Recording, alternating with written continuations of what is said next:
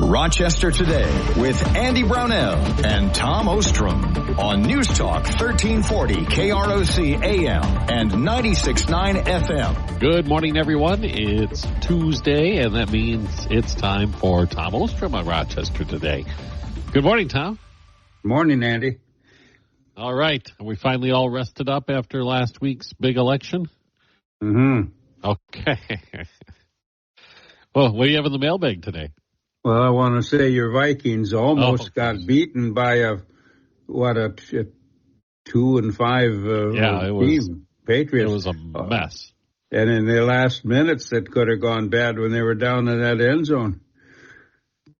Yeah, it was ugly, and unless our quarterback can somehow get his head straightened out, I don't know what's going to happen with this team. If they face somebody with a better than 500 record, it's going to be a bad situation. The defense is playing well, and actually the offense in many ways is executing well, but the mistakes being made by the quarterback are devastating.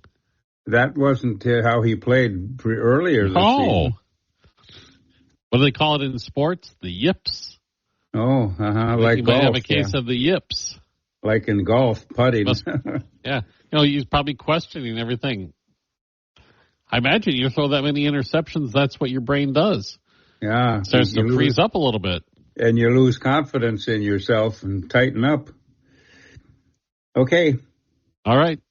You guys didn't play this week, so you don't have anything to either celebrate or lament. That's right.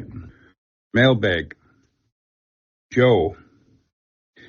Tom, a caller to Mike Gallagher noted that Kamala, as chief presider of the Senate, must certify the Electoral College results, which signifies the end of her own personal political journey. And then he says this, too.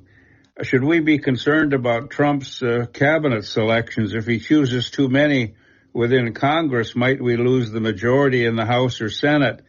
And I said that could be a problem. They're going to have to watch what governors they're dealing with, because governors replace a vacancy, and we'll see what happens there. But, possible trouble. As far as that electoral college process with Kamala being vice president, they did put forth that legislation following January 6th that more or less makes the vice president's role ceremonial, and took away some of the disagreements about the authority of the vice president in that situation, or the autonomy of the person. Yeah. Mm-hmm. So I think that's kind of a non-factor at this point. Okay. From Gil Gutnick, former Minnesota congressman, and he sent this to me. Tom, from my brother in Iowa, they passed one of the toughest abortion laws in the nation. The left and the media predicted massive losses in Iowa, but not a single, and here's what his brother wrote, not a single incumbent in the House in Iowa lost. In fact, Republicans gained seats and an already historically large majority in the House. And even a liberal county went red. I had read a poll that showed among the issues cited by, I believe this was, specifically suburban women who were, predicted to go big time for the Harris-Walz ticket, and they didn't. In fact, Walz won among suburban women.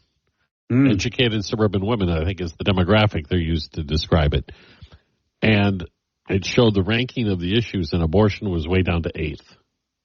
And the Harris-Walz campaign, seemingly was banking on the abortion issue. If you looked at the ads and the statements made during the campaigns, to have that be a much more dominant issue among those educated suburban women than it ended up being. At least according to this poll. Mm-hmm. Always have to put that cautionary. You bet. From Jerry. JLW. He signs his mailbag to me. Senator Mike Lee has proposed that Vice President J.D. Vance become president and majority leader of the Senate.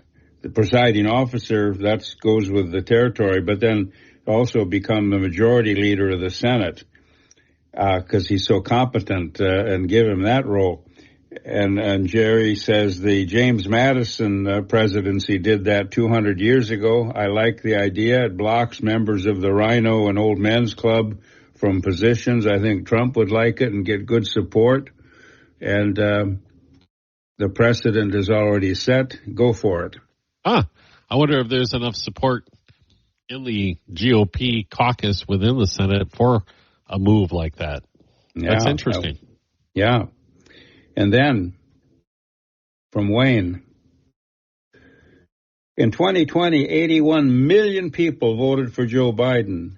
In 2024, only 68 million people voted for Kamala Harris. That's a drop of 13 million people. They either stayed home or they voted for Trump. Yeah. And then Wayne has lived in lots of places in his teaching career, different states, and so he has lots of friends all over, and he loves our show, and he clues his friends elsewhere to listen. So we've got listeners on, the podcast and on the computers listening to us, and one of his friends is named Colleen, and she lives in Texas. All right. And she sent him this to give to me for the mailbag. Okay. From Colleen in Texas. Starr County, Texas. Trump won 57% of the votes. The last time this county voted Republican was 1892. Wow. This county is 97% Hispanic. And then she adds this: Rockland County, New York, has the highest concentration of Jewish residents of any county in the USA by the 2020 census. 2020, that county voted for Biden. 2024, Trump won the county by 12 points. So interesting information from a listener in Texas to Wayne and to us. And that's the mailbag. The more the results are dissected, and I'm sure they'll continue to be dissected over the next few months, it becomes just that much more apparent how dominant this win was. It is almost a tidal wave of a shift in demographics, and it's an amazing thing that has happened. People who watch politics are almost expressing awe in the shift in the roles of the parties and who backs what, the coalitions that have been in place for decades crumbled in this election. And whether they can glue them back together again in the future seems doubtful, considering the issues that are at play. So I hate to overestimate the meaning of elections, but this one is very, very interesting, and it's caught those on the left side of the aisle. I think it's caught them a bit, maybe perplexed might be the right term. Even though going back to the use of the term common sense, perhaps if that would be applied, maybe they wouldn't be perplexed. But it appears that term is it rarely applies among the leadership of the leftist progressive movement within the Democratic Party. Yeah. I wasn't going to say this, but I will. A physician friend of mine, and we've never talked politics, said, well, what'd you think of the election? And it's a good thing I didn't say anything. And he said, wasn't that something how it came out? He said, that the masses of voters questioned the experts. And before I could open my mouth and say, yeah, that's good for democracy, he said, that's the threat that Trump poses, that happened. And I just was astonished. Well, I mean, his assessment's probably correct. I mean, not about the threat, but that the voters rejected the quote-unquote experts. But he was upset by that. Of course, Sure. He's a physician. Always perspective, right? Yeah. All right. Well, we better take a break. That's it for the mailbag. We'll be back in a moment. More with Tom Ostrom. I'm Andy Brownell. And this is Rochester Today on News Talk 1340, KROC AM and 96. Rochester Today with Andy Brownell and Tom Ostrom on News Talk 1340 KROC AM and 96.9 FM. Welcome back, everyone. More Rochester Today. Tom Ostrom's here. I'm Andy Brownell, and I guess let's start out with Governor Walz returning to Minnesota after the defeat in the election, and he finally, on Friday, made a public appearance. Hey, did you catch what the governor had to say at that event, Tom? I have a couple sources of a couple of his public pronouncements. I don't know which one is which. Do you have a thought on it before I take off? I don't think he really did himself any favors with what he said. He obviously expressed being upset about the election results, which would be natural. It puts his entire political career in question at this point. I'm not saying it's over, but it potentially could be, depending on what he does next and what the voters feel about him after his defeat on the national stage. But he did seem to, I guess, not get it. I guess that'd be the simplest way I could put it. It seems that, and then he said, I guess we'll just have to sit down and have, some Diet Mountain Dews and coffee with our neighbors who voted the other way. And try to understand them. But,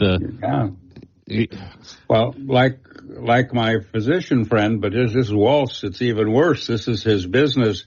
Walz doesn't get it. He doesn't understand it. His own county voted for Trump, but he doesn't get it. He acknowledged his confusion about how and why the American people did not accept he and Kamala Harris's vision for America. He doesn't understand it, he said. It's hard to understand why voters rejected us and our vision for America, he said. He doesn't get it at all, what the problems were. He said, how many of our fellow citizens that we fought for wound up choosing the other path? It's hard to reckon with what that path looks like. People want the same basic things: safe neighborhoods, good jobs, good schools. That's what they all want, and then security. Well, yeah, that's what they want, and that's why they voted for the other side, because they didn't think his side offered it. I know. I mean, when you said it that way, that brings it home exactly. You said they want safety, which has not been delivered in recent years. They want good schools. We're seeing declining test scores universally in our public schools.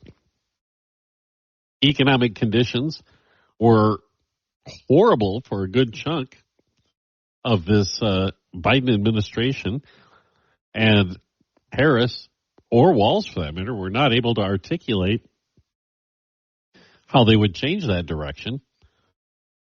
And security. Right now, Americans are feeling very, very unsure about the future. The polls show a remarkable low rating for people expressing their views about the direction the nation is going in. Mm-hmm. That's why it's incredulous that when he said that is his reasoning for how he could not understand what was going on. Yeah. It seems to me that there's a very little self-reflection going on. That's right. This popped into my head. I liked intellectual history. In other words, philosophical ideas in American history, and so I emphasized. Remember, in 19th century American history, there was something called the Transcendentalist movement, where the people that led it said, "Don't take the experts' words automatically. The common people should use their own common sense." And that's what happened this time. The question of the experts. Yep. Well, the experts on a lot of these issues, economics, for one. We kept hearing from the experts that, inflation is transitory. It's post-COVID transition. When it was not. It was a superheated economy where demand was fueled by an influx of federal funding delivered right to the doorstep of the consumer without a supply chain to take care of it. So it wasn't transitory. It was, I guess, systemic would be the best way to put it. And it is remarkable to me that any economist could not have recognized that almost immediately. Yeah. And there are some accusations that the poll takers inflated their results to make it a competitive race, that what they reported is more than they really would admit. The other aspect about... Oh, go ahead. I was going to say with what Wallace had to say on Friday, and I did appreciate the let's mend fences message. Yeah. Let's cool down the rhetoric. Let's turn down the heat, and maybe we can now that the election's over with, blah, blah, blah, blah. I liked that message. Mm-hmm. But at the same time, it was coming from a guy who just a week ago was calling people who supported his opponent fascists. Yeah, and Trump a Hitler, yeah. So he's going to have a little difficulty getting over that hump. You bet. This from Alpha News. Trump won. I'm not going to go into the details. We don't have time, but the people involved in these districts and their backgrounds, but I'll just take the headline from Alpha News. The full Minnesota Senate is up for election in 2026, and right now, Trump won 3 Minnesota state Senate districts currently held by Democrats. Which could potentially impact the makeup of the state legislature in 2 years. Mm-hmm. Because there was only one Senate race on the ballot, and that was a special election. All of the Senate seats, I believe, will be up in 2026 in the state legislature. And I may not be up to date on this from this article of November 8, Hank Long, again, Alpha News. GOP and DFL state house leaders prepare to negotiate a power-sharing agreement if things stay tied, with almost all the dust settling. Caucus leaders in the House face the media. Republicans and DFLers right now are deadlocked at 6-7 each, 67 tie, 67-67. When the 2025 legislative session starts on January 13, Speaker of the House, DFL, Melissa Hortman, and House Minority Leader, GOP, Lisa DeMuth, both acknowledged that their caucuses will have just a few weeks to structure the organization of the chamber and have an unprecedented tie vote power sharing agreement that they'll have to iron out. And that's unusual and interesting, rotating back and forth. I suppose it'll lead to compromises and a complex schedule. But everything's going to have to be negotiated down the line. We still have those 2 seats out there, Shakopee and in Sherburne County near St. Cloud, that could decide the balance of power in the State House. The vote margin's super narrow, recounts for sure in the one in the Savage area. The other one, it's getting weird, Sherburne County. Apparently, they found some absentee ballots that were counted on election day but never reported in the tally.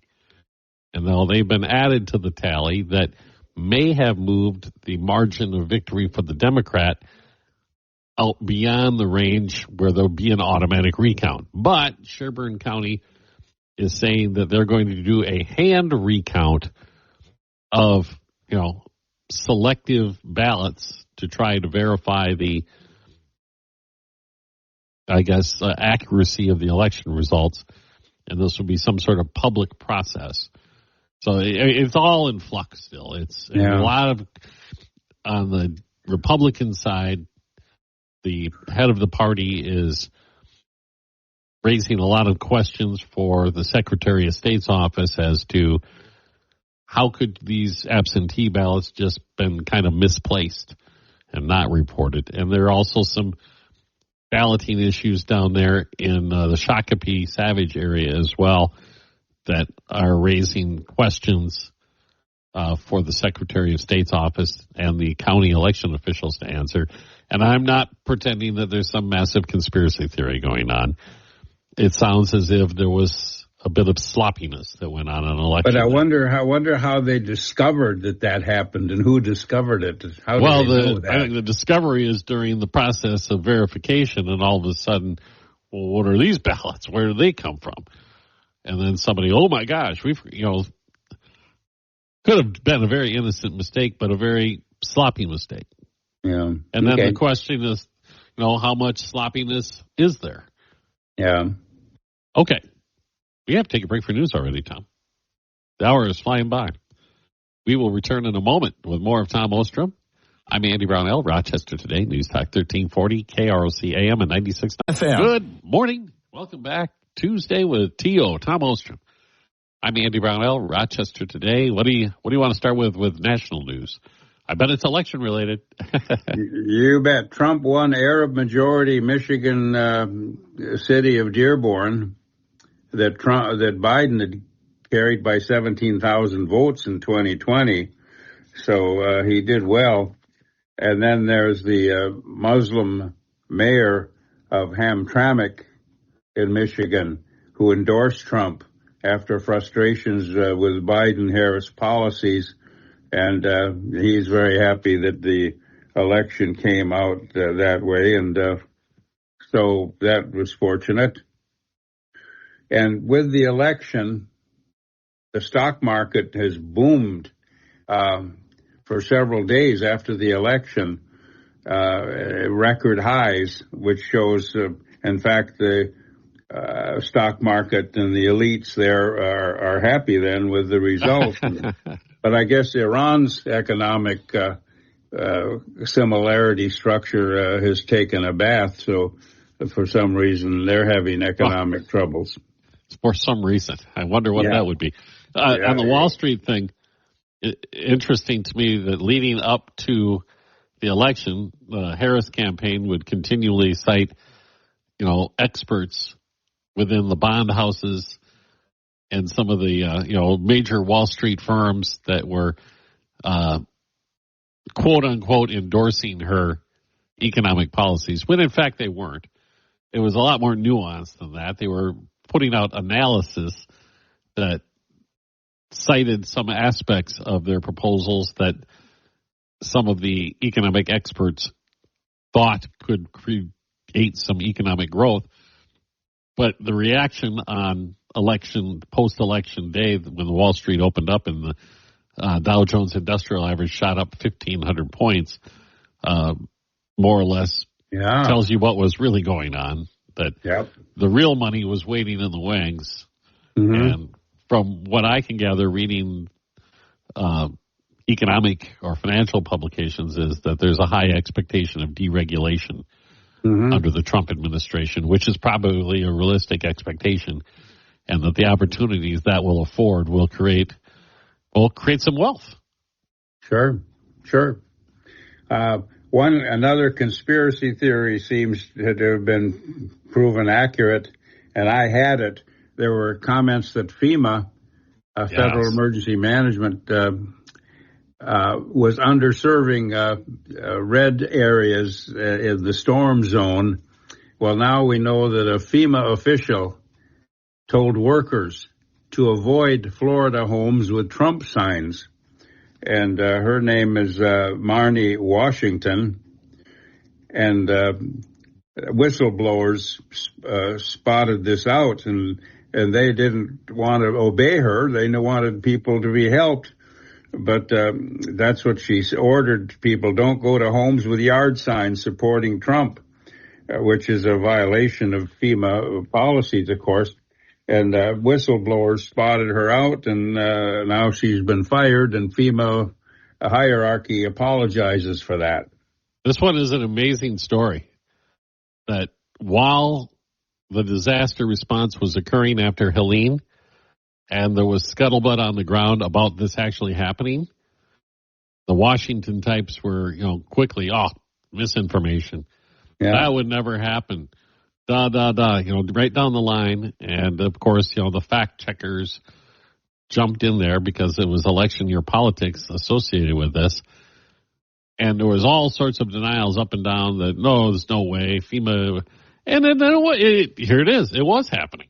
Yeah, and I may have been one person doing it, but then you go, okay, but sure. This is one person who got caught. Yeah, and I believed it. I'm a conspiratorialist, but I believed it. But you know what? During those horrible events in the red states of the storm, there were people who did help. Civilians did. Helicopter pilots did. Donald Trump was involved with Kristi Noem, the governor, with Franklin Graham, and they did enormous good work. Franklin Graham is the ordained son of the famed evangelist Billy Graham, and he runs something called Samaritan's Purse, and it's trucks and it's planes and it's everything. He does outstanding work in disaster areas, and has for a long time with a very complex, successful organization. He's quite the man. Bernie Sanders has it figured. Okay. He gets it. He issued a scalding statement to the Democratic Party. He said, you know why they lost? They have deserted the working man. They're concerned with these esoteric causes that nobody cares about, and they've deserted the working class, and he implied the Republicans haven't.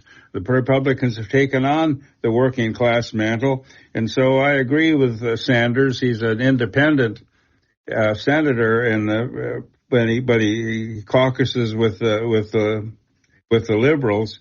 He said, while the Democrat leadership defends the status quo, the American people are angry, and they should be. And he said, he also criticized continued spending on the military aid to Israel. He didn't say anything about the Ukraine, though. But he said that economic instability, wealth inequality, and the Democrats have ignored that issue, and the Republicans haven't. And it is so. That's part of that tidal wave thing I was talking about earlier. There's been a fundamental shift here, and whether it's a permanent shift or if it's a temporary shift as a result of this election, it's going to take some significant reworking of the Democratic Party in order to regain ground, because I think there's going to be a great deal of skepticism. Well, it will depend on what the Trump administration does. If Trump is able to deliver on his promises, bringing up from the bottom up like he did economically during his first term, if he's able to deliver on that again, it's going to be really hard for the Democrats to claw their way back. You're right. And Senator Sanders said it well. He said it should come as no surprise why we lost. The Democratic Party has abandoned the working class, and the working class then has abandoned them. And it's, once again, like I say, it's an incredible shift, because for my entire life, the Republicans have been branded as the party of wealth, not the working class. And to have this switcheroo occur so quickly is, I guess, astounding. And the Republicans always said we believe in the trickle-down theory, the country club Republicans. If we're wealthy and create jobs, or create wealth and create jobs, that benefits everybody. Trump had a post-election call with Putin, and Trump told Putin, yeah, he wants peace between Ukraine and Russia, and Putin liked that. But Trump warned Putin, don't ramp up the Ukraine war. Keep things stable. We have military power in Europe with NATO, and we have military power with NATO, and he said to Putin, we'll deal with things later, but don't rev up the war. And Putin's happy about that. He's anxious for negotiations, and Zelensky isn't. All right, well, let's take a break. Maybe talk more on that issue, because the latest news concerning the war front in Ukraine is things have ramped up on both sides. And, we'll come back after our quick break with more. Tom Ostrom's here. I'm Andy Brownell. News Talk 1340, KROC AM and 96 Oblate. Rochester Today with Andy Brownell and Tom Ostrom on News Talk 1340 KROC AM and 96.9 FM. It's Rochester Today. We're back with a few more minutes of the program. Tuesday morning, Tom Ostrom's here. I'm Andy Brownell.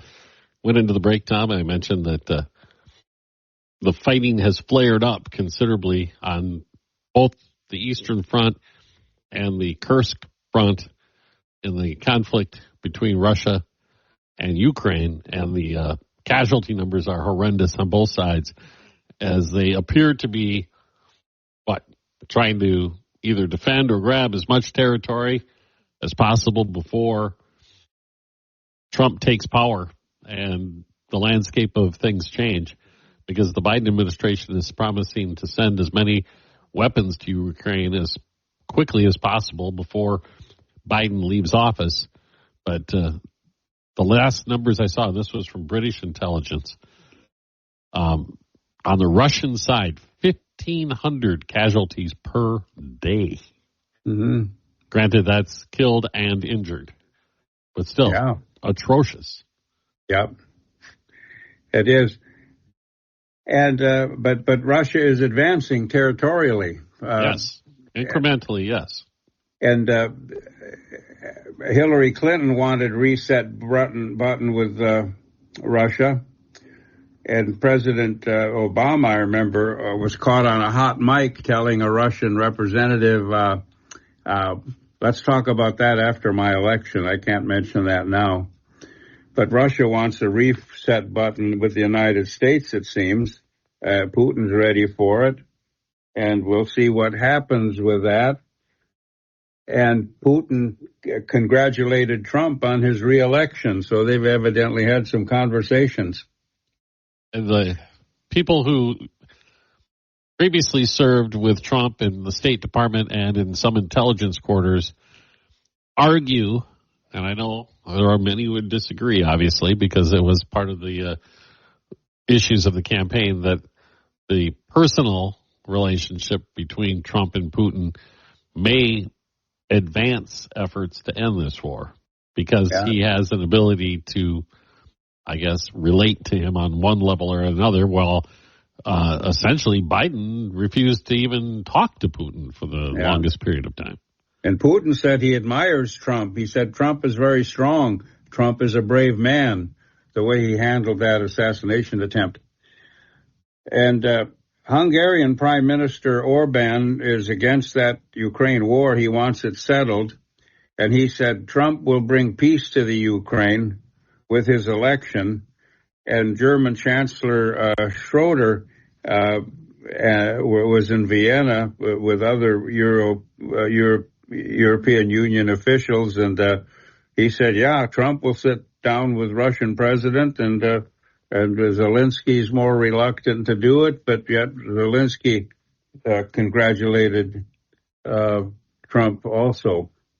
I can see, if I was in Ukraine, I'd be extremely concerned that Trump might give away too much of the farm in order to meet that campaign pledge of resolving the conflict. From their perspective, they have everything to lose. And whether or not you can trust Putin to agree to abide by whatever he agrees to is a whole other part of the equation. Right. Well, they have everything to lose, but they're losing everything now, and looks like they're going to lose more. So maybe Zelensky is a little bit more ready for compromise than he'll admit. We'll see, for sure. The anti-Semitism goes on and on. It's just terrible. It's just unbelievable. Israeli soccer fans were attacked when they were at a game in Holland, and they were beaten by Arab pro-Gaza crowds. And Netanyahu is furious about it. The Hungarians are too. People have been, the Dutch are too. The Netherlands people are all too, I mean. And Prime Minister Netanyahu is outraged by it. And he sent a couple of aircraft to Holland to treat and evacuate these Israeli citizens that had been beaten up by a crowd at these soccer games. And this soccer match was especially known for being a friendly gathering between two different teams that had affinity for each other. And yes, things went really bad. Yeah. And there were reports that some of the Israeli fans were even denied assistance by Dutch police when they asked for escorts from a casino to their hotel. And yeah. I know the Dutch authorities are looking into whether that actually happened or not, but just the claims of it are shocking. Yep. Oh, okay, Tom. We are out of time, so we'll catch up to you on Thursday. Okay. Lots and lots to talk about, and always thank you very much, Tom. You too. All right. This has been Rochester Today with Tom Ostrom. I'm Andy Brownell on News Talk 1340 KROC AM and